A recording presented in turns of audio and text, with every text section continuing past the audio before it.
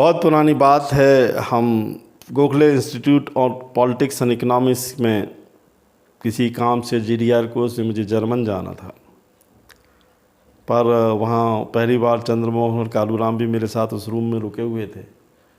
वहाँ के एक पहाड़ियों में बहुत बड़ी मुस्लिम गुरु, जो वो भी पाकिस्तान से आई हुई थी, नूरानी माँ।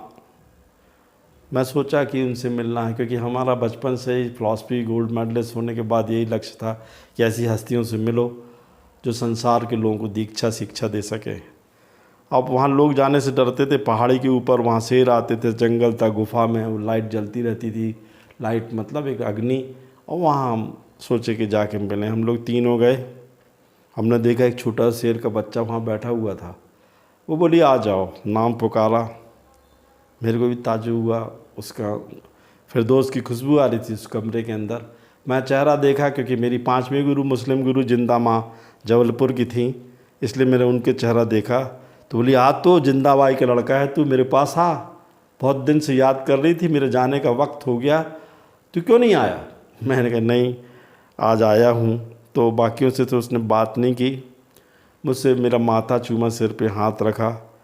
बोले वो परमात्मा, वो अल्लाह उन्हीं के साथ होता है जो इंसानियत की सेवा करते हैं।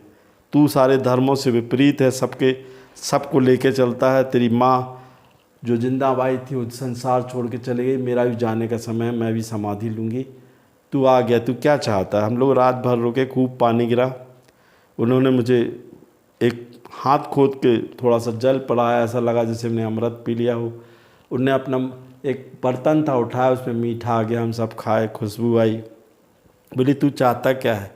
मैंने कहा मेरे को जिंदा माँ की बहुत याद आती है, आपने तो ऐसा आशीर्वाद मुझे दिए ही नहीं। उन्होंने कहा रुक जा। उसने मेरा माथा चूमा, सिर पे हाथ रखा। उसके बाद जो जल था मिट्टी में डाले, उसके बाद उसने 3 उसके गोलियां बनाई और मुझे मुंह में डालने के लिए कहा। पहले तो मैं शर्माया कि मिट्टी खाऊंगा, मैं कन्हैया तो हूँ नहीं हूँ।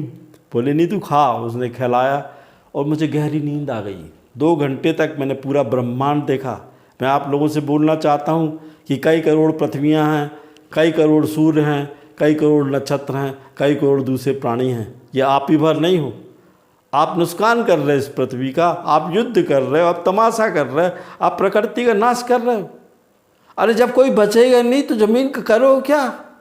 उसने मुझे समझाया। मैंने उस सृष्टि को देखा, ब्रह्मांड को देखा। उस ताकत से मुझे समझ में आ गया कि इंसान नाटक कर रहा है। यहाँ इन चीज़ों से दूर होना है, नाटक से दूर होना है, प्रकृति में देखना है, पेड़ पौधे लगाना है, संसार की सेवा करना है।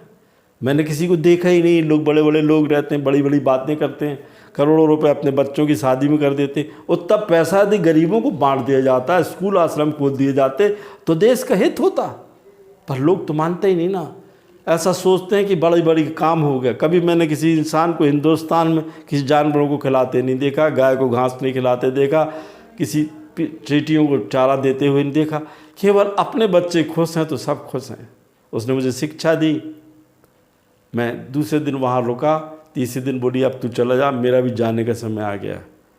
तीसरे दिन हम लोग वहाँ से रुके। रोज़ हमको वहाँ ताकत से, जिस्मानी ताकत से खाना मिलता रहा। मैं ट्रेनिंग में चला गया। चंद्रमोहन जबलपुर लौट गए, कालूराम जबलपुर लौट गए। उसके बाद फिर मैं दूसरी बार गया तो नहीं मिला। वो मिले ही नहीं, कहाँ गई? उनका सामान पर पड़ा हुआ तो थे नहीं। वो जहाँ जाना था उस जगह को प्राप्त कर चुकी थी। वो इंसान के रूप में परमात्मा थी। उसने वो ज्ञान दिया। उसको जहाँ तक जाना था वो पहुँच चुकी थी। शायद वो मेरा इंतज़ार कर रही थी। ऐसे लोगों से मिलने का सौभाग्य मुझे प्राप्त हुआ। आज मैं धन्य हो गया नूरानी माँ से। मैं जानता हूँ कि ऐसी शख्सियत हैं, वो स्त्री पुरुष के रूप में हो सकती हैं, आशीर्वाद देने के लिए आपके लिए बैठी हुई हैं। आप खोज के तो देखो। मुझे मालूम कि हर एक शहर में, हर एक नगर में, हर एक गांव में इस प्रकार की हस्ती है। शायद यही ब्रह्मांड को चला रही है। जय माँ।